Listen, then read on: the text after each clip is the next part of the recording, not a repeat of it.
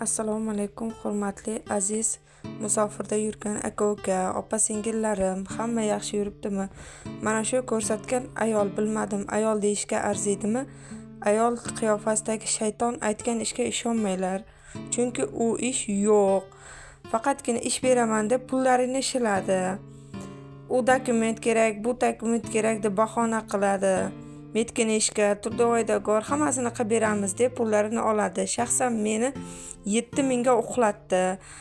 Ishi ham yo'q, o'zi ham yo'q. Bunga ishonmanglar.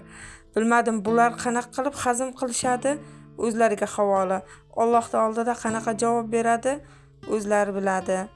Lekin bunga ishonmanglar. Men unga ishonib cho'chishdimmi, boshqalar cho'chishini xohlamayman.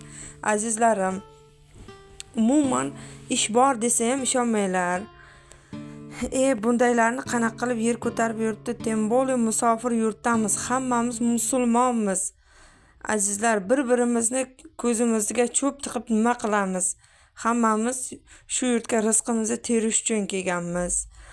Bunaqa qilib aldamaslik kerak. Allohning oldida javob berishi bor.